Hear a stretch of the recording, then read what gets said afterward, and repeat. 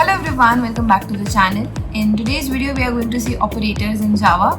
This is the fourth video of Java playlist, and in the previous lecture we saw identifiers, keywords, data types, variables and memory management in Java. So if you aren't aware of all these terms, then please go check out lecture number 3. So in today's video, in lecture number 4, we are going to learn operators. Hence, let's get started. Okay, so before looking at operators, let us understand the meaning of our first Hello World program, right? In the second video, we saw how to write our first Hello World program, right? हमने लिख लिया था, हमने programme को execute भी कर लिया था in our notepad, in our IDE, right? But हमने उसका एक्चुअली वर्किंग नहीं समझी थी कि कोड में हो क्या रहा है, ठीक है? So at this position, हमें जितना समझ आएगा हम उतना बेस्ट समझने की कोशिश करेंगे, ठीक है? कि हमने जो हेलो वर्ल्ड प्रोग्राम लिखा उसका वर्ड टू वर्ड मतलब क्या है, right? With the passage of time हम जैसे जैसे और जावा सीखेंगे, हमें इंटरनली वर्किंग कैसे हो रही है, जो कोर मीनिंग है कि हमारा प्रोग्राम एग्जीक्यूट कैसे हुआ, वो और ज़्यादा क्लैरिफाई हो जाएगा, राइट? बट अभी हम वर्ड टू वर्ड टारगेट करते हैं और मैं जितना एक्सप्लेन कर सकती हूँ उतना आपको कर दूंगी, right? So look at the screen. This was the hello world program that we executed. हमने कुछ भी नहीं किया, हमने सिर्फ हमारे कोड में ये लाइन लिखी है हमारे हेलो वर्ल्ड को प्रिंट करने के लिए. बेसिकली आप जो भी इस पेरेंथेसिस में लिखते हो वो आपका स्क्रीन पे प्रिंट हो जाता है. इतना आपको बात समझ आइए. It gets printed on your screen. मैंने यहाँ पे हेलो लिखा है, type any statement, it will be printed on your screen, right? देखो, अब वर्ड टू वर्ड हर एक चीज़ का मतलब समझते हैं. सबसे पहले अगर आपने मेरी वीडियोस को फॉलो करा है तो फिर आई होप आपको ये वाली टर्म मुझे समझाने की ज़रूरत नहीं पड़ेगी. And why is that? क्योंकि मैं क्लासेस के बारे में आपको एक बार बता चुकी, इंट्रो दे चुकी हूँ. आई नो वो फील होना अभी नहीं शुरू हुआ होगा, बट ठीक है. I have already explained classes, I am not going to explain them, ठीक है? बट हमें अभी इतना पता है कि हम जावा में क्लासेस क्रिएट कर सकते हैं और उसके लिए हम क्लास कीवर्ड यूज़ करते हैं. यहाँ पे हमने अपनी क्लास का नाम दिया है डेमो, ठीक है? Demo is what? N identifier, explained in previous video, right? तो हमने एक क्लास डेमो बनाई है. हम क्लास डेमो को ऐसे बनाते हैं कि हमने क्लास कीवर्ड लिखा, हमने अपनी क्लास का नाम लिखा, हमने कर्ली पेरेंथेसिस लगा दिए, और क्लास के पहले हम एक बेसिकली अथॉरिटी डिफाइन करते हैं कि ये किस टाइप की क्लास है. जैसे public class, private class, right? जैसे पब्लिक प्रॉपर्टी, प्राइवेट प्रॉपर्टी का एग्जांपल मैं पहले भी दे चुकी हूँ. तो पब्लिक मैंने यहाँ पे ऑलरेडी लिखा हुआ है इधर, विच clarifies this class is public, which means this class can be accessed from some other file also. अगर मेरी कोई और जावा की फाइल है और मुझे उस फाइल में मुझे ये वाली क्लास यूज़ करनी है जो मेरी सेपरेट फाइल में है, then I can access. Why? Because this is public. इतनी बात समझ आई? Line number 1, I hope this is clear, ठीक है?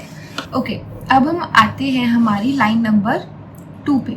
देखो यहाँ पे फिर वही वर्ड है पब्लिक, ठीक है? वो एक्सप्लेन करने की जरूरत नहीं है. स्टैटिक, देखो स्टैटिक क्या, एक बार के लिए भूल जाओ, क्योंकि एट दिस पॉइंट अगर आपको स्टैटिक नहीं भी पता होगा ना, it won't impact you. Static हम बाद में ऊप्स में सीखेंगे. ऊप्स क्या है मैंने आपको बताया था. Oops is a very important part of Java. Object oriented programming language है जावा, ठीक है? उसमें अलग से पोर्शन है ऊप्स का, तो हम वहाँ पे सीखेंगे. You don't have to worry about कि स्टैटिक क्या है, बट ये होता है, ठीक है?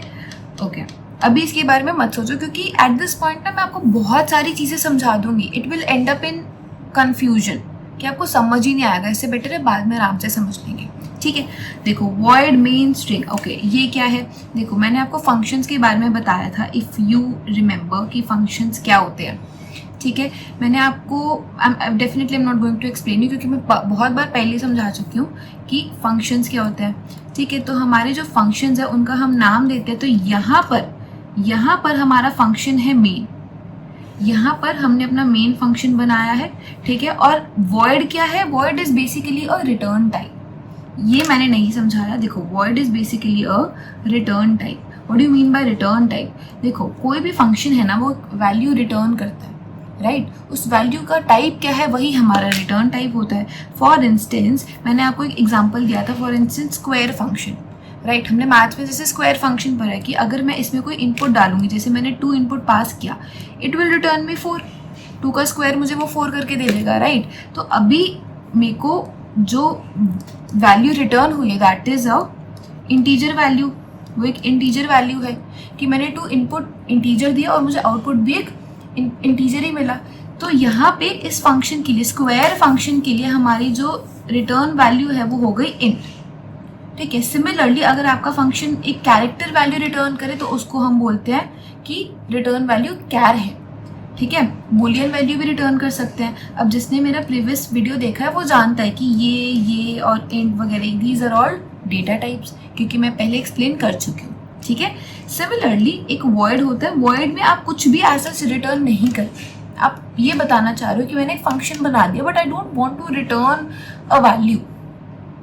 फंक्शन बनाया, फंक्शन ने अपना काम करा, आपने एक टास्क एग्जीक्यूट कर दिया, फंक्शन ने एक टास्क एग्जीक्यूट कर दिया but function is not returning a value. ठीक है, तो उसमें हम वॉइड स्पेसिफाई करते हैं कि ये फंक्शन का जो टास्क है वो एग्जीक्यूट हो चुका बट इस फंक्शन ने कोई एज सच वैल्यू रिटर्न नहीं करी।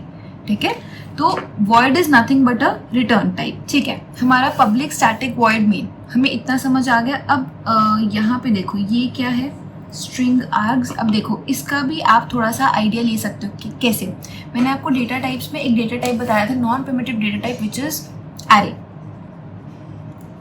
एक मैंने आपको याद हो तो मैंने एरे बताया था कि हम बहुत सारे अगर हमें नंबर्स वगैरह या कोई एलिमेंट्स स्टोर करने हैं एक जगह तो उसकी लिस्ट बना लेते हैं, राइट। कि एक एरे है, इसमें मुझे बहुत सारे बच्चों के मार्क्स स्टोर करने। फॉर इंस्टेंस अभी एट प्रेजेंट अगर मुझसे 10 बच्चे पढ़ रहे हैं या 100 बच्चे पढ़ रहे हैं तो सबके जितने भी नंबर्स हैं वो मैं अलग अलग मार्क्स एक डेटा टाइप में, एक एरे में स्टोर कर लूँगी, एक लिस्ट में स्टोर कर लूँगी, उनको अलग अलग वेरिएबल्स में स्टोर करने की बजाय।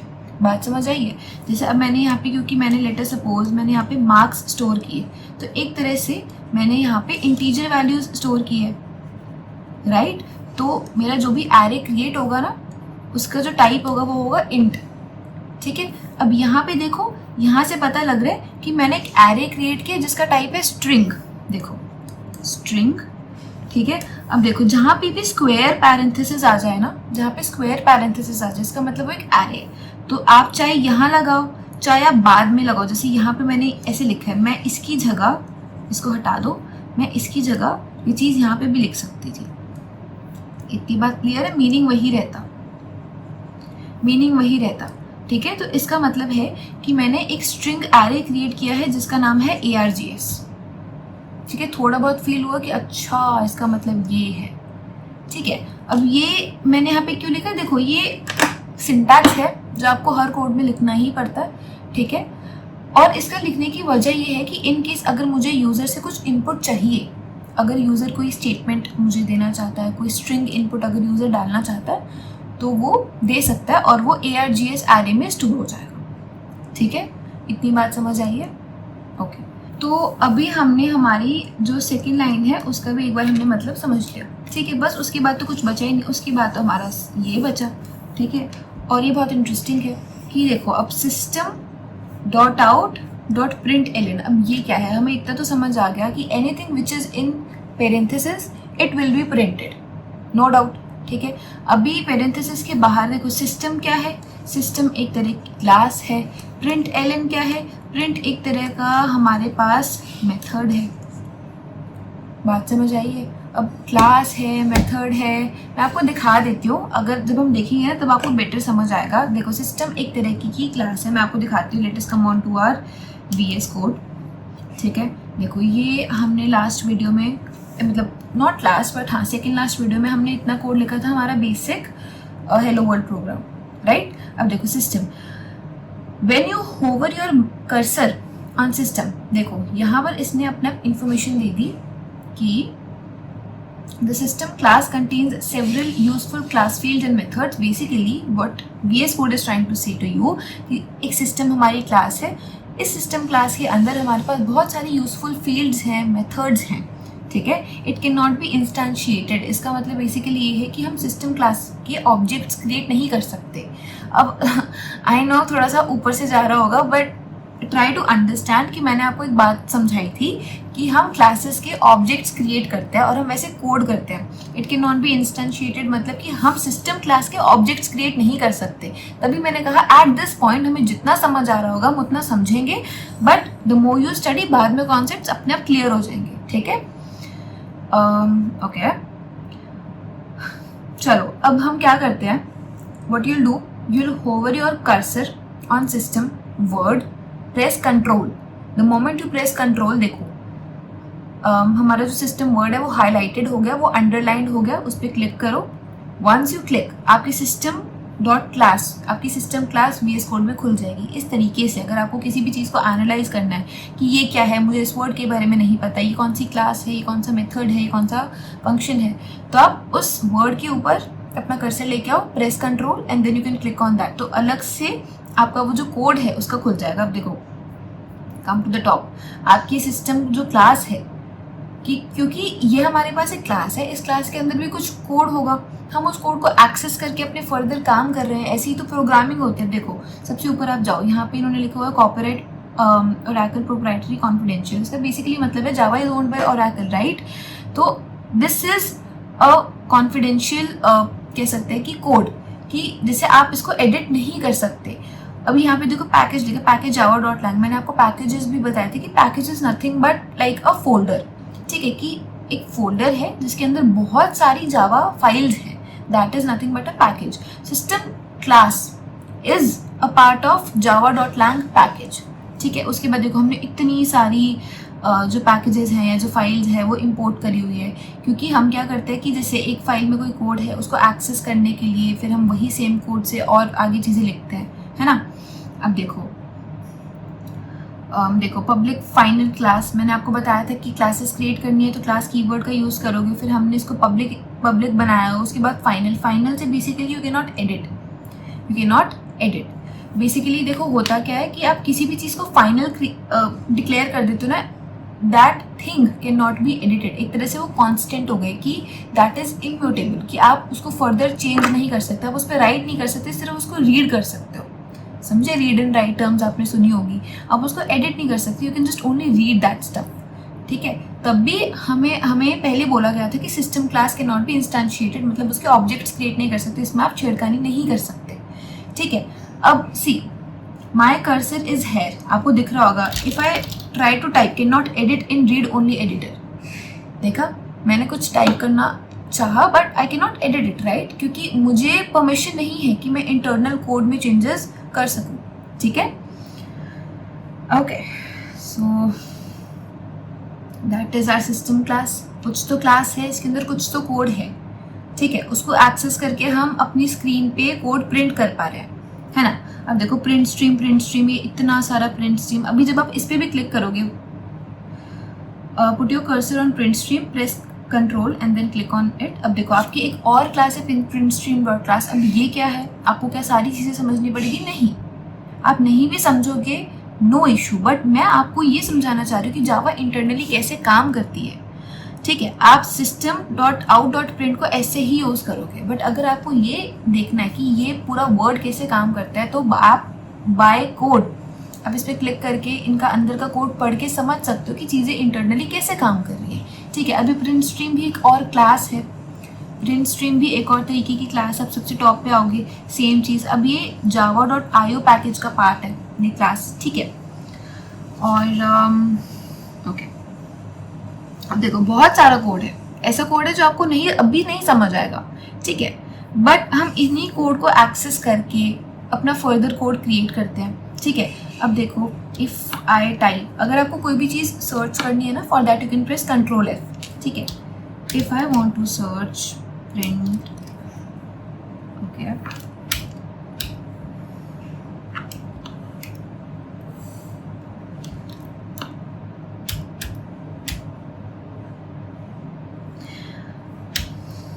देखो यहाँ पे एक मेरे पास फंक्शन है पब्लिक वॉइड प्रिंट. ठीक है, बेसिकली प्रिंट फंक्शन का काम क्या होता है, नाम से पता लग रहा है कि स्क्रीन पे कुछ प्रिंट करना. ठीक है, अभी right string dot value of C, इसका क्या मतलब है जानने की ज़रूरत नहीं है, बट आप ये समझ लो कि प्रिंट ऑब्वियसली एक मेथड है, एक फंक्शन है जो कि आपका आउटपुट स्क्रीन पे प्रिंट करवा देगा. ठीक है, देखो इतने सारे प्रिंट फंक्शन है, सेम पब्लिक वॉइड प्रिंट. ठीक है, अभी अगर आप यहाँ पे प्रिंट ln भी लिखोगे ना, तो भी देखो public void print ln new line. अभी न्यू लाइन क्या है, अब और मैंने आपको दो चीज़ें बताई, प्रिंट और प्रिंट ln, ये क्या है देखो मैं बताती हूँ. देखो यहाँ पे मैंने लिखा है, ध्यान से देखो, प्रिंट एलन। मैं system.out.print भी लिख सकती थी, ठीक है, काम वही होता है, मेरी स्क्रीन पे प्रिंट हो जाता है। बट फिर प्रिंट और प्रिंट एलन में फर्क क्या है, आओ देखते हैं। इंपॉर्टेंट है ये, मतलब समझना जरूरी है ताकि बाद में आपको कंफ्यूजन ना हो, ठीक है। देखो मैंने यहाँ पे दो टर्म्स लिखी, एक मैंने लिखा प्रिंट और एक मैंने लिखा प्रिंट एलन। एलन मतलब न्यू लाइन। बेसिकली आप अपना कोड अगर न्यू लाइन में आउटपुट करवाना चाहते हो तो फिर वो न्यू लाइन में आउटपुट हो जाएगा। फॉर इंस्टेंस आपने सबसे पहले प्रिंट करवाया हेलो, उसके बाद आपने प्रिंट करवाया वर्ल्ड। इतनी बात समझ आई?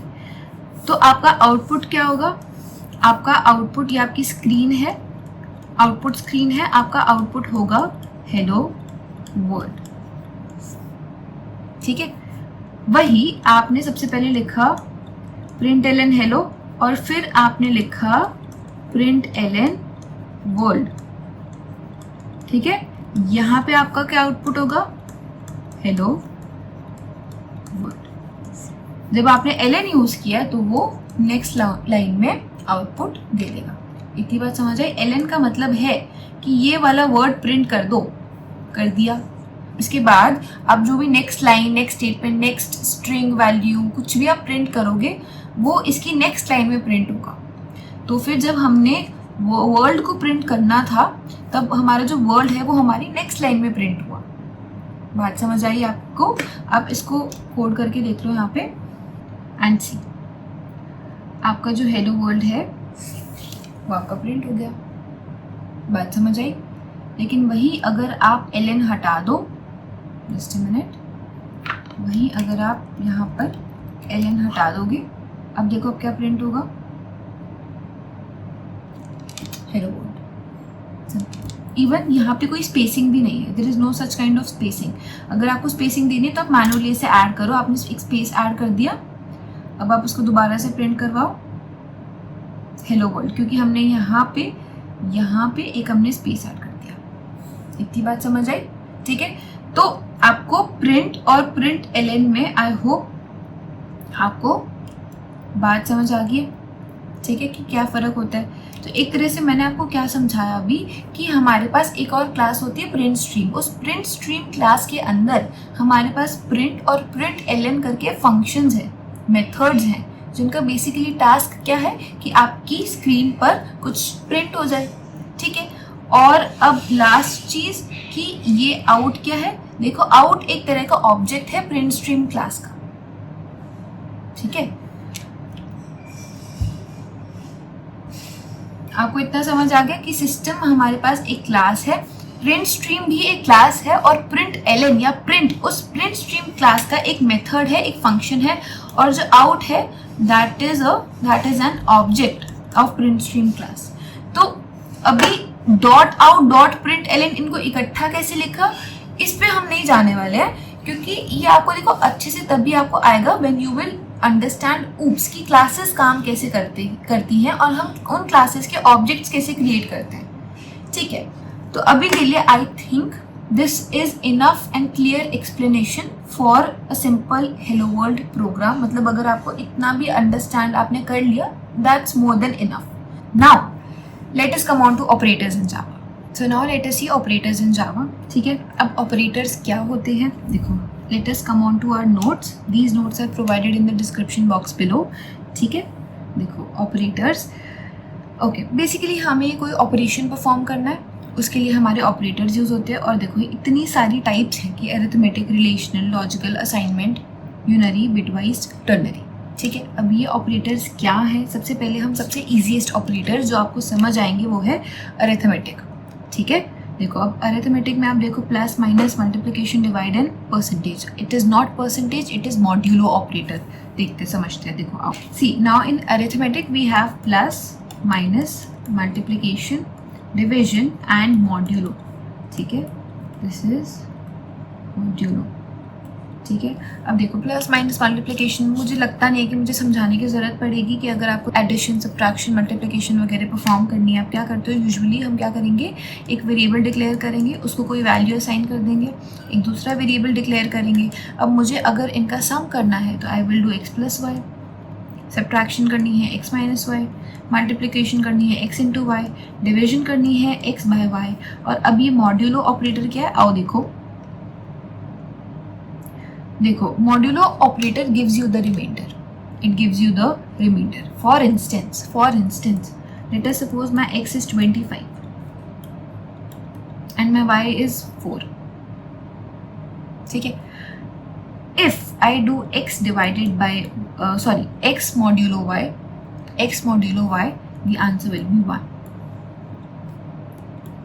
सोचो कैसे, क्योंकि it has given us the remainder 4 6 are 24, 25 is not exactly divisible by 4, hence our remainder is 1, right? Basic maths. तो हमारे पास हमारा आंसर आ गया remainder. This is what modulo operator does, कि अगर हमें, and it is actually very useful. जैसे कि हमारे पास ना, आप आगे जाके आप प्रोग्राम जैसे करोगे कि tell if this number is even और ऑड, ठीक है। आपको कोई नंबर दे देंगे 28 रैंडम, और आपको बताना है कि इवन है या ऑड है। तो आप क्या कर सकते हो, एक फंक्शन डिक्लेयर कर सकते हो इवन ऑड बताने का, ठीक है। कि आपने एक फंक्शन बनाया, आपने एक मेथड क्रिएट किया, it will tell whether this number is even और ऑड, राइट। उसके बाद क्या करोगे, हमें कैसे पता लगता है इवन और ऑड है, 2 से डिवाइड करके। तो अगर ये नंबर 2 से सक्सेसफुली डिवाइड होता है तो ये मुझे रिमाइंडर देगा 0, हेंस इट इज़ इवन। पर अगर कोई और नंबर है, let us suppose 27, it will not be divisible by 2, तो उस केस में मेरा रिमाइंडर 1 आ जाएगा, हेंस दिस इज ऑड। तब ऐसे प्रोग्रामिंग करते हो, ऐसे आप रियल वर्ल्ड प्रॉब्लम सॉल्व करते हो। आपने क्या किया, एक फंक्शन बना दिया, एक छोटा सा प्रोग्राम लिखा जिसमें आपने बताया इवन और ऑड है, हो गई प्रोग्रामिंग। सिमिलरली जैसे कैलकुलेटर वगैरह है कि आपको कैलकुलेट करना है, तो उसमें आप क्या करते हो, समेशन, एडिशन, यही सब ना, है ना। तो आप प्रोग्रामिंग से ऐसे अपने प्रोग्राम्स लिखते हो, ठीक है, ऐसे लॉजिक बिल्ड करते हो। प्रोग्रामिंग में सबसे important is your logic building. जिसकी स्ट्रॉन्ग है, this means you are a very good programmer. अभी बहुत सुनने में इजी स्टफ लग रहा होगा, but will figure that out later on, ठीक है। So what have we learned, modulo operator gives us the remainder. और अगर आप x बाय y करोगे यहाँ पे, तो आपका आंसर आएगा 6, क्योंकि 25 बाय 4 अप्रोक्सीमेट आंसर आपका 6 आएगा, ठीक है।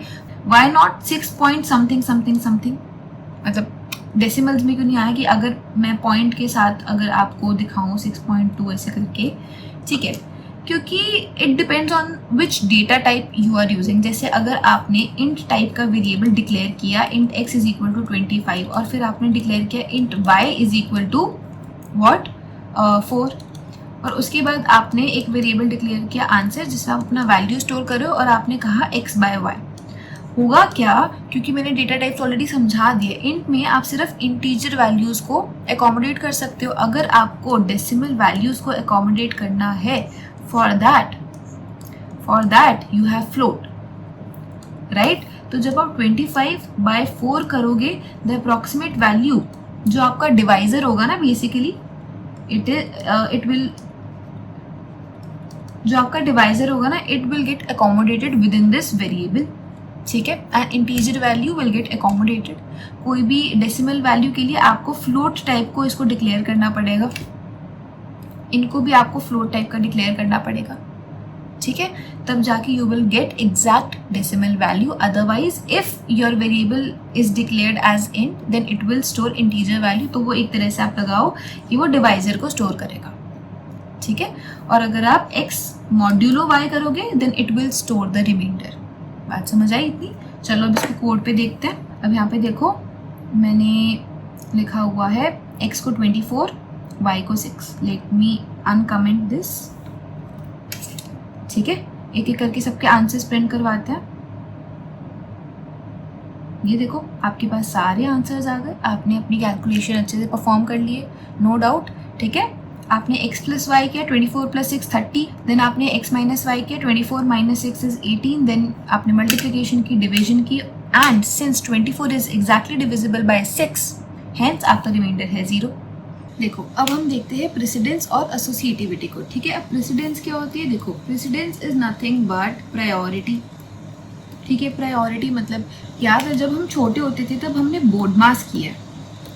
ठीक है, तब हमने बोर्ड मास किया. अब देखो बोर्ड मास क्या होता था? Board mass stands for bracket. इसमें हम कैलकुलेशन कैसे करनी है उसको सॉल्व करते थे, है ना, कि हमें एक सीरीज ऑफ नंबर्स गिवन है विद सो मेनी ऑपरेटर्स, तो कौन से ऑपरेटर को पहले सॉल्व करना है ये हमें बोर्ड मास बताता था. ठीक है, तो B stands for brackets, O stands for orders. हालांकि हमारे अभी काम की नहीं है ऑर्डर्स, बट जैसे अगर आपको किसी नंबर का पावर लेना है या लेटेस्ट से आपको रूट लेना है तो it stands for orders. Then D stands for division, M for multiplication, A for addition, S for subtraction. ठीक है, फॉर इंस्टेंस जैसे अगर मैं आपको दूँ 10 + 4 × 2, कंसीडर दिस. ठीक है, तो अब देखो 4 × 2 मल्टीप्लिकेशन, हमारी सबसे ज़्यादा प्रायोरिटी होती है ब्रैकेट्स की. ठीक है, उसके बाद multiplication and division, then addition and subtraction.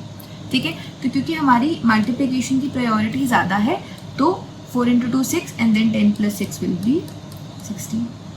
बात समझ आ गई. लेकिन अगर मैं इसकी जगह लिखूँ 10 - 4 + 2 इस केस में, क्योंकि प्लस और माइनस की आपकी जो प्रायोरिटी है वो हम इक्वल ही मानते हैं. इस केस में आप क्या करोगे? देखो इस केस में what you will do, you will look for associativity.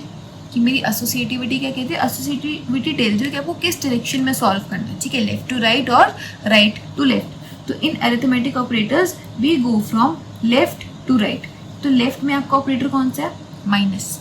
ठीक है, तो 10 - 4 क्या हुआ? 6. 6 + 2 = 8. तो आपका आंसर आ जाएगा 8. This is nothing but precedence and associativity. बात समझ आई है? आप हमारे नोट्स पे आओ. देखो नोट्स आपको प्रेसिडेंस और एसोसिएटिविटी का बता रहे हो और आपको एक टेबल गिवन है रेफरेंस के लिए कि अगर आपको चेक करना है एडिशन, सब्ट्रैक्शन, मल्टीप्लिकेशन, डिवीजन मॉड्यूलों में एसोसिएटिविटी कहाँ से होती है? Left to right. तो आप उस डायरेक्शन में अपना जो कैलकुलेशन है वो सॉल्व करोगे. आई होप आपको प्रेसिडेंस और एसोसिएटिविटी समझ आ गई है. ठीक है, क्लियर हो? हमारा अरिथमेटिक तो हो गया. ठीक है, let us come on to relational operators are nothing but less than equal to, greater than equals to, double equals to and not equals to. ठीक है, अब आई होप मुझे ये समझाने की तो ज़रूरत नहीं है, ये तो छोटे बच्चों की भी आता है. 5 is less than 7, 2 is less than equal to 2, 1 is greater than equal to -3 and so on. I don't have to explain this thing, I know that. ठीक है, चलो अब equals to, double equals to और single equals to, इसका मतलब होता है कि अगर हमें चेक करना है क्या मेरी दो वैल्यूज़ इक्वल है, और इसमें इसका मतलब है अगर मुझे चेक करना है क्या मेरी दो वैल्यूज़ अनइक्वल है. ठीक है, इतनी बात आपको समझ आई है. फॉर इंस्टेंस अगर मैं बोलूँ 5 इज डबल इक्वल्स टू, मतलब 5 is equals to 5, answer is true obviously. Yes, 5 is equal to 5. But अगर मैं बोलूँ 5 इक्वल्स टू 2, बेसिकली ये चेक करता है, ये चेक करके आपको आंसर रिटर्न करता है. इस केस में आपका आंसर आ जाएगा फॉल्स. बात क्लियर है? लेकिन अगर मैं लिखूँ 5 not equals to 5, answer is false, क्योंकि ये नॉट इक्वल्स टू चेक कर रहा है. अगर मैं लिखूँ 5 नॉट इक्वल्स टू 2, बिल्कुल सही, 5 जो है वो 2 के इक्वल नहीं है, तो ये आंसर मुझे देगा ट्रू. ठीक है, क्लियर है? ये हमारा रिलेशनल ऑपरेटर्स वाला सेक्शन है. यहाँ पे मेरा x की वैल्यू 24 है, y की वैल्यू 6 है. Let us run our code. ठीक है, जब हम कोड को रन करते हैं हमें ये सारे आंसर्स मिल जाएंगे. अब देख लो, is x greater than y, बिल्कुल answer true. Is x less than y, no, answer is false. ठीक है, is x unequal to y, yes, answer is true. ठीक है, आई होप आपको रिलेशनल ऑपरेटर्स भी क्लियर हो गए होंगे. Pretty simple. ठीक है, चलो अब हम आते हैं हमारे नेक्स्ट कौन सा ऑपरेटर है हमारे पास? Logical operators. ठीक है, चलो अब लॉजिकल ऑपरेटर्स करते हैं. अब हमारे पास आते हैं लॉजिकल ऑपरेटर्स. अब लॉजिकल ऑपरेटर्स क्या होते हैं? एंड, और नॉट. ठीक है, मतलब देखो फॉर इंस्टेंस अगर मेरे पास दो स्टेटमेंट्स हैं, स्टेटमेंट 1 और statement 2. What I want is, अगर मेरी स्टेटमेंट 1 भी ट्रू है और मेरी स्टेटमेंट 2 भी ट्रू है, तो मैं एक तरह से इनको चेक करने के लिए कि क्या दोनों ट्रू है, अगर दोनों ट्रू है तो एग्जीक्यूट अ पर्टिकुलर टास्क, उसके लिए लॉजिकल ऑपरेटर्स यूज होते हैं। लेकिन अगर मैं बोलूँ कि इधर दिस और दिस, या तो ये या फिर वो, ठीक है, जैसे अगर मेरी स्टेटमेंट 1 ट्रू हो या मेरी स्टेटमेंट 2 ट्रू हो, दोनों में से कोई भी अगर एक भी सच है, ट्रू है, तो मेरा एक पर्टिकुलर टास्क ये वाला एग्जीक्यूट हो जाए। इसके लिए हम एंड और यूज करते हैं। एंड मतलब दोनों को लेके, और मतलब दोनों में से कोई भी, ठीक है। एक बार आप कोड पे आओ, मैं आपको समझाती हूँ। देखो ये हमने रिलेशनल ऑपरेटर्स कर लिए, इसको कमेंट आउट कर देते हैं। अब देखो लॉजिकल ऑपरेटर्स पे आओ, लॉजिकल ऑपरेटर्स पे आओ।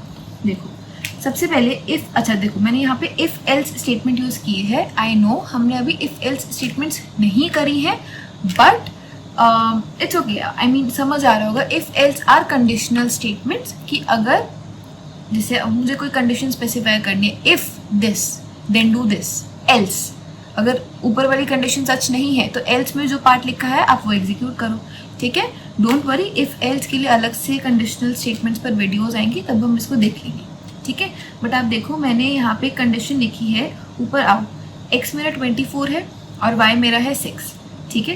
तो मैंने चेक किया है, if x is equal to 12, अगर मेरा x 12 है और एंड मेरा y 6 है, ठीक है। देखो y की वैल्यू तो 6 है, इसका मतलब इतना पोर्शन मेरा ट्रू है, बट इतना पोर्शन मेरा फॉल्स है। क्यों?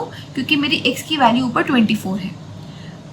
बट मैं क्या कहना चाह रही हूँ, if my x is equal to 12 and my y is equal to 6, then print true, ठीक है। इसको आप रन करवाओ,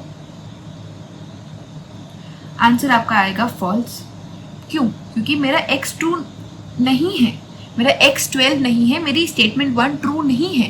एंड के लिए मेरी दोनों स्टेटमेंट ट्रू होनी चाहिए, हेंस मेरे को आंसर क्या मिला, फॉल्स। कि अगर मेरी इन दोनों में से कोई भी एक स्टेटमेंट फॉल्स हो जाती है तो मुझे आंसर भी फॉल्स मिलेगा, लेकिन अगर मेरी दोनों स्टेटमेंट्स ट्रू हो जाती है तो मुझे आंसर भी ट्रू मिलेगा, ठीक है। इसीलिए कंपाइलर ने फॉल्स यहाँ पे थ्रो किया। सिमिलरली और पे आओ, अब यहाँ पे देखो मैंने यहाँ पे और ऑपरेटर यूज किया है। मैं कह रही हूँ अगर इन दोनों में से कोई भी एक सच है कि या तो x 12 हो या y 6 हो, तो मेरा आप ट्रू प्रिंट कर दो, और देखो आंसर मेरे पास क्या आया है, ट्रू, ठीक है। ये मेरी और ऑपरेटर हो गया, ठीक है। इसको कमेंट आउट करके अब आप देखो, ये मैंने एक इंटरेस्टिंग चीज़ यहाँ पर लिखी हुई है। ये मैंने क्या लिखा हुआ है, मैं बताती हूँ। देखो मैंने क्या कहा कि अगर मैंने एंड ऑपरेटर यूज़ किया है तो मेरी दोनों स्टेटमेंट्स ट्रू होनी चाहिए, तभी मुझे आंसर ट्रू मिलेगा। लेकिन क्योंकि इसमें एक स्टेटमेंट मेरी फॉल्स है तो मुझे आंसर क्या मिल जाएगा, फॉल्स। सिमिलरली मैंने और में क्या कहा है कि मेरी दोनों में से कोई भी एक स्टेटमेंट ट्रू होगी ना, तो मुझे आंसर क्या मिल जाएगा, ट्रू, ठीक है। हमारा लास्ट ऑपरेटर यहाँ पे बच गया, विच इज नॉट, ठीक है। Not of true will be false, समझे। नॉट जो ऑपरेटर है वो इसका अपोजिट रिजल्ट हमें देता है, ठीक है। सिमिलरली अगर मैं नॉट ऑफ फॉल्स करूंगी ना तो मुझे आंसर क्या मिलेगा, ट्रू, ठीक है। एक बार कोड पे आओ, कोड पे आओ। अब देखो मैं इसको अब रन करवाती हूँ, तो मेरा आंसर देखो क्या आएगा, फॉल्स, ट्रू, ठीक है। मैंने भी ये बताया, फॉल्स, ट्रू, फॉल्स, ठीक है। आई होप आपको अब लॉजिकल ऑपरेटर्स भी क्लियर है। अगर और देखो, आपको ना टेंशन लेने की ज़रूरत नहीं, you don't have to be worried कि इतने सारे ऑपरेटर्स हैं मुझे याद करने पड़ेंगे। क्या देखो बहुत तो सिंपल ही है, प्लस माइनस मल्टीप्लिकेशन डिवीजन। हाँ कुछ आपको याद रखने पड़ेंगे definitely, but you don't have to worry. The more you code, the more you practice, आप जितनी ज़्यादा प्रोग्रामिंग सीखते चले जाते हो ना, ये बहुत ईजी लगने लगता है, सिर्फ बाय हाथ का खेल है। You get very use two of it, तो आपको सोचना नहीं पड़ता कि अब मैं कौन सा ऑपरेटर लगाऊँ। You get very into the flow, very use two of it, ठीक है। तो चलो ये हमने करा लॉजिकल ऑपरेटर्स। अब हम हमारे असाइनमेंट ऑपरेटर्स पर आते हैं, ठीक है। अब असाइनमेंट ऑपरेटर्स क्या होते हैं, all these are your assignment operators, ठीक है। अब मतलब समझो, जैसे अगर मुझे x में कोई चीज़ ऐड करनी है, जैसे मैंने x में 5 प्लस करा, ठीक है। अब जैसे मैंने यहाँ पे एक वेरिएबल डिक्लेयर किया इंट x, ठीक है, उसको कोई वैल्यू असाइन कर दी 5, राइट। अब मैं चाहती हूँ कि x में मैं 5 इंक्रीमेंट करूँ और जो आउटपुट होगा ना उसी वही वैल्यू को मैं x पे दोबारा असाइन कर दूँ, ठीक है। और उसके बाद जब मैं x को प्रिंट करवाऊँगी ना तो मेरा आंसर क्या आएगा, 10, क्योंकि मैंने x में 5 इंक्रीमेंट किया और फिर वही एग्जैक्ट वैल्यू मैंने x को दोबारा असाइन कर दी, ठीक है। तो मेरा आंसर क्या आया 10। तो आप देख रहे हो मैंने x is equal to x plus 5 लिखा, इसी को मैं लिख सकती थी x plus is equal to 5, खत्म, बस यही है assignment operator, that's it, you have done it. यही है असाइनमेंट ऑपरेटर कि दिस इम्प्लाइज दिस। ये एक तरह से शॉर्ट फॉर्म है कि आपको इसे पूरा लिखने की बजाय आप सिंपल यही लिख दोगे तो वो एक ही बात है, ठीक है। Similarly same thing applies for subtraction. अभी अगर आपको x is equal to x into 5 करना है, कि आप x में 5 मल्टीप्लाई करवाया आपने और उसी सेम वैल्यू को x में असाइन कर दिया, इसका आंसर वैसे क्या आएगा 25, बट आप इसको शॉर्ट फॉर्म में क्या लिख दोगे, दैट इज इट। याद रखना यहाँ पे सिर्फ x ही होना चाहिए, यहाँ पे y अगर आप लिख दोगे और फिर आप उसको ये लिखोगे तो वो कुछ और हो जाएगा, ठीक है। आप समझ रहे हो, यहाँ पे सिर्फ x ही होना चाहिए। जब हम x में कुछ चीज़ जोड़ रहे हैं, सब्ट्रैक्ट कर रहे हैं, मल्टीप्लाई कर रहे हैं और वही हमने सेम चीज़ x को असाइन कर दी, तो आप सिंपल असाइनमेंट ऑपरेटर, आप सिंपल इसको ऐसे शॉर्ट फॉर्म में लिख सकते हो, ठीक है। I hope this is clear. एक बार आप कोड पे आओ, same for division, same for modulo operator, exact same, ठीक है। मैं बार बार लिख नहीं रही क्योंकि वो रेपिटेटिव हो जाएगा। एक बार आप कोड पे आओ, देखो सेम चीज़ है। अब आप रन कोड करो, आंसर क्या आया 3024। कैसे, x की वैल्यू हमारे पास थी 24, ठीक है। इसका मतलब है x is equal to x plus y, ठीक है। x की वैल्यू 24 थी, आपने y जो कि 6 थी उसकी वैल्यू, ऊपर आओ, ऊपर देख लो, आपने ऐड करवाया, 24 प्लस 6 होता है 30, तो इसने आपको 30 रिजल्ट दे दिया, ठीक है। बट उसके बाद आपकी x की वैल्यू क्या हो गई 30, तो जब आप 30 में से y आपने सब्ट्रैक्ट किया, y की वैल्यू क्या थी 6, तो आपको क्या मिला 24। एक तरह से आपने वही वैल्यू x को असाइन कर दी, उसका आपने शॉर्ट फॉर्मेट में लिख दी। सेम फॉर मॉड्यूलो ऑपरेटर, अगर आपको ऐसे लिखना ना x is equal to x modulo y, यहाँ पे x होना चाहिए, तो आपका आप इसे सिंपली ऐसे भी लिख सकते हो, शॉर्ट फॉर्म, ठीक है। Done, these were assignment operators. I hope you are clear with it. अब हम आते हैं यूनरी ऑपरेटर्स पे। अब यूनरी ऑपरेटर्स में क्या होता है, प्लस प्लस और माइनस माइनस। अब ये कैसे ऑपरेटर्स हैं, देखो, अगर आपको x में 1 इंक्रीमेंट करना है तो एक तरीका तो यही है, ठीक है। इसको आप वैसे फर्दर ऐसे भी लिख ही सकते हो कि आपको बाय 1 इंक्रीमेंट करना है, बट इसको एक बार हटाओ। अगर आपको x is equal to x plus 1 लिखना है तो आप सिंपली ऐसे भी कर सकते हो, क्योंकि आपको बाय 1 इंक्रीमेंट करना है। प्लस प्लस माइनस माइनस का मतलब होता है कि if you want to increment by 1 और डिक्रीमेंट बाय 1, ये जो आपने लिखा x plus is equal to 1, ये गलत नहीं था, बट यहाँ पे आप 1 इंक्रीमेंट कर रहे हो, 5 इंक्रीमेंट कर रहे हो, आप 7 इंक्रीमेंट कर रहे हो, कुछ भी इंक्रीमेंट कर सकते हो। इस केस में आप सिर्फ और सिर्फ 1 ही इंक्रीमेंट कर सकते हो। इतनी बात आपको समझ आई है। हेंस आपने क्या देखा, अगर आपको इंक्रीमेंट बाय 1 करना है तो फिर आप प्लस प्लस का यूज़ करते हो, और आपको डिक्रीमेंट बाय 1 करना है तो आप माइनस माइनस का यूज़ करते हो। फॉर इंस्टेंस x की वैल्यू 5 थी, आपने कहा x माइनस माइनस, ठीक है, और आपने x को प्रिंट करवा लिया, तो आपका आंसर क्या आ जाएगा 4। बात समझ आई। This is decrement, this is unary operator, decrement by 1। But इसको हम थोड़ा डीप में समझने वाले हैं।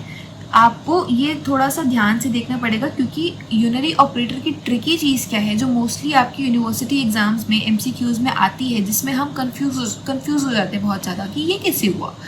अभी हम वो चीज़ सीखने वाले हैं। देखो क्या चीज़, प्लस प्लस और माइनस माइनस मैंने आपको 2 बताए, ठीक है। इनके भी टाइप्स होते हैं, पोस्ट और pre. Post increment, pre increment, post decrement and pre decrement, ठीक है। अब इसका मतलब फॉर इंस्टेंस आपका वेरिएबल है x, जब आप x प्लस प्लस करते हो तब आप लिखते हो पोस्ट इंक्रीमेंट, जब आप प्लस प्लस x करते हो this is called as pre increment. Same thing applies for decrement, जब आप x माइनस माइनस करते हो then it tells you it is post decrement, जब आप माइनस माइनस x करते हो दैट इज प्री डिक्रीमेंट। इतनी बात क्लियर है?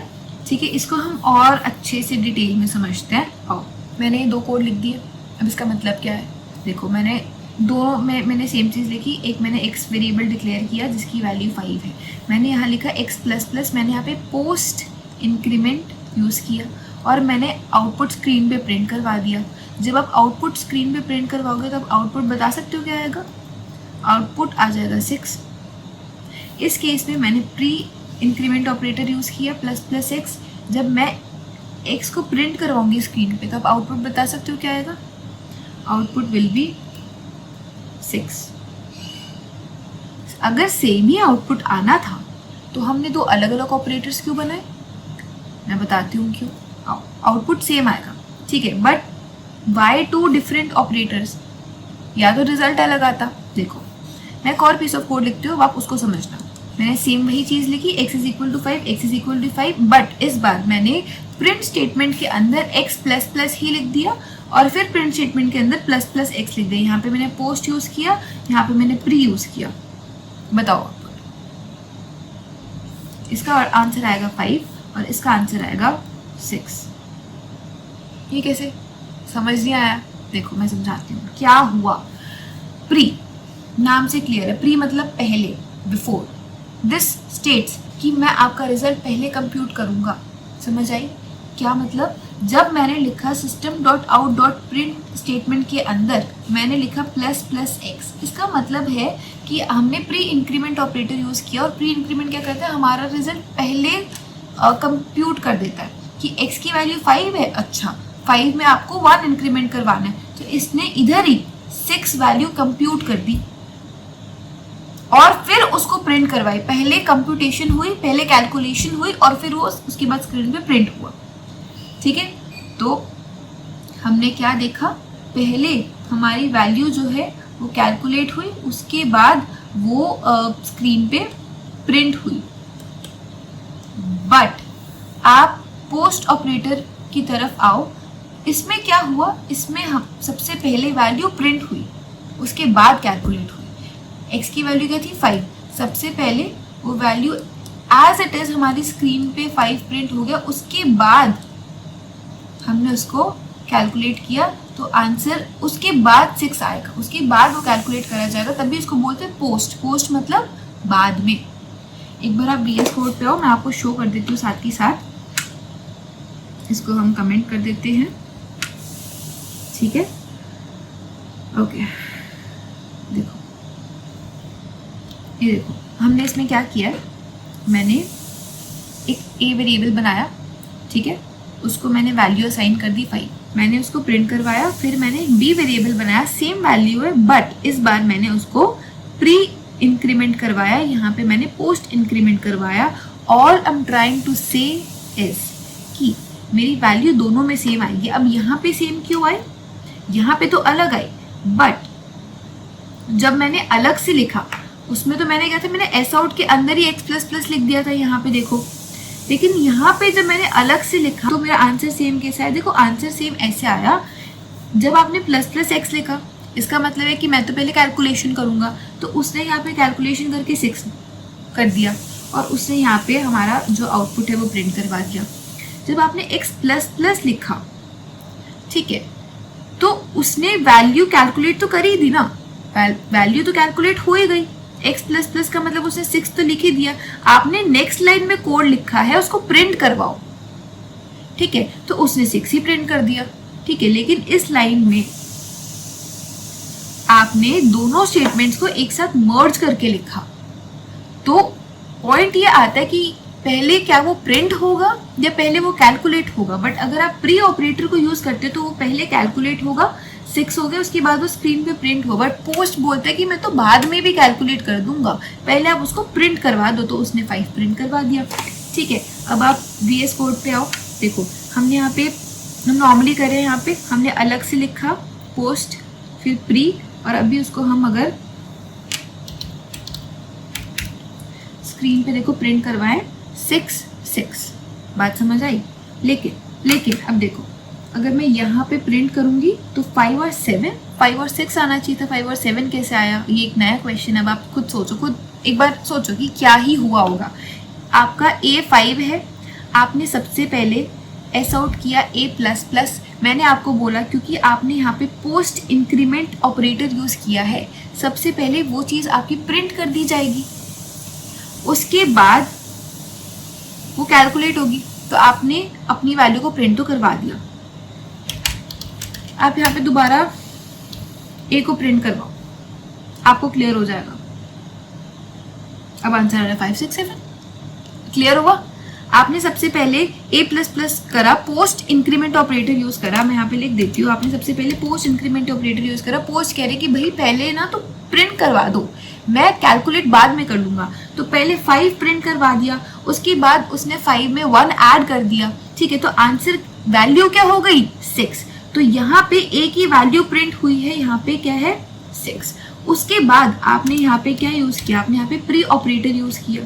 ठीक है, प्री ऑपरेटर बोल रहे पहले मैं रिजल्ट कैलकुलेट करूंगा, प्रिंट तुम बाद में करवाते रहना। तो आपने पहले यहाँ पे जो A की वैल्यू थी 6, उसी में ही आपने 1 और ऐड कर दिया। ठीक है, और 1 ऐड करने के बाद वो 7 हो गया और आपने 7 यहाँ पे स्क्रीन पे प्रिंट करवा दिया।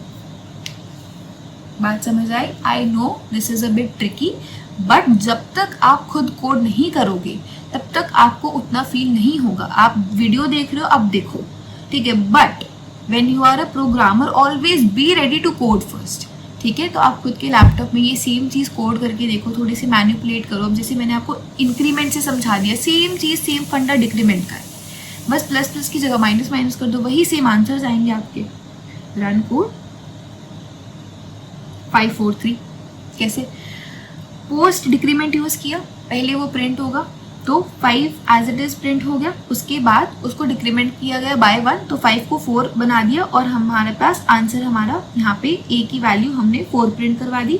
उसके बाद हमने 4 में प्री डिक्रीमेंट यूज़ किया, प्री डिक्रीमेंट ने सबसे पहले डिक्रीमेंट करी वैल्यू, तो 4 का 3 बन गया और उसके बाद हमारा 3 यहाँ पे प्रिंट हो गया। ठीक है, देखो अब हम समझते हैं बिटवाइज ऑपरेटर्स को। देखो, even if in this video अगर आपको बिटवाइज ऑपरेटर नहीं समझ आया, नो बिग डील, क्योंकि हम बिटवाइज ऑपरेटर्स को बाद में अच्छे से वीडियो में देखेंगे। क्योंकि बिटवाइज ऑपरेटर्स एकदम से आई कांट टेल यू कि आप समझ पाओगे या नहीं। अगर आपने बेसिक्स ऑफ प्रोग्रामिंग जैसे अगर आपने करी हुई है, अगर आपने बाइनरी नंबर्स को कैसे सॉल्व करते हैं, जैसे कि अगर मैं आपको दूँ 1 0 0 और 0 1 0, इनका आपको एंड कैसे लेना है और कैसे लेना है, अगर आपने ये चीज़ पढ़ी हुई है तो आपको बिटवाइज बहुत इजीली समझ आ जाएंगे। बट हो सकता है आपने ये चीज़ नहीं पढ़ी हो, तो you don't have to be worried.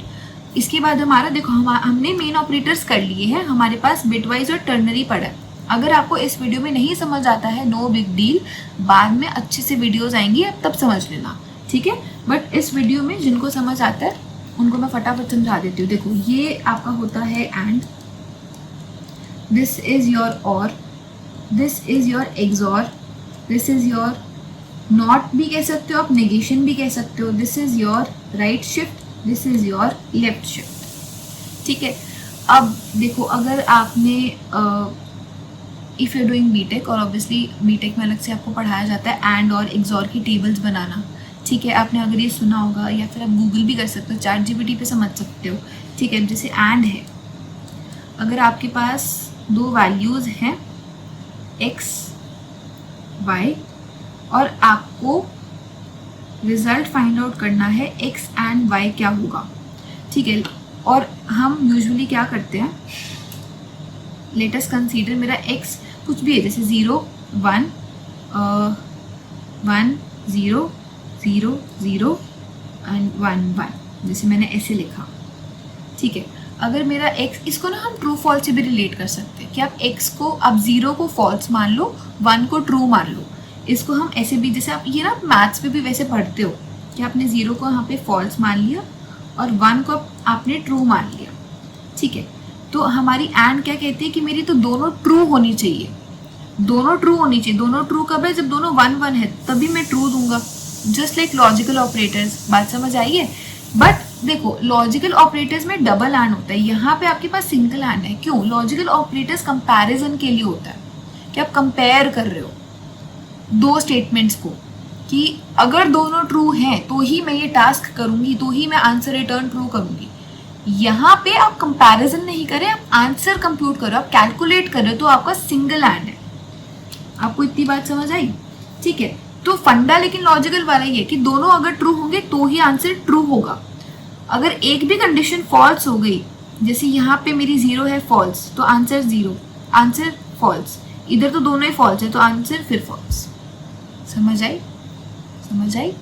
Same चीज, ठीक है। आप सेम टेबल और के लिए भी बना सकते हो, मैं बना के दिखा देती हूँ। अगर आपको सेम टेबल और के लिए बनानी है तो आप क्या करोगे, यहाँ पे और में अगर एक भी स्टेटमेंट ट्रू है तो आंसर ट्रू आएगा। ठीक है, एक भी स्टेटमेंट 1 है, आंसर आ जाएगा 1 1, और यहाँ पे आंसर आ जाएगा 0, क्योंकि दोनों फॉल्स हो गए, दोनों 0 0 पे, आंसर मेरा 0। बात समझ आ गई? अब देखो सेम, अब एक्सॉर भी होता है। एक्सॉर की टेबल कैसे बनती है? एक्सॉर सेज कि अगर आपके दोनों डिफरेंट है ना, दोनों डिफरेंट हैं वैल्यूज, तो ही मैं आंसर आपको 1 दूंगा, बाकी सब में 0 0 कर दूंगा। अगर आपकी दोनों वैल्यूज इक्वल है, सेम है, तो आंसर 0, दोनों वैल्यूज डिफरेंट है तो आंसर 1। ठीक है, तो ये टेबल बनाई जाती है एंड और एक्सॉर की। बात क्लियर है?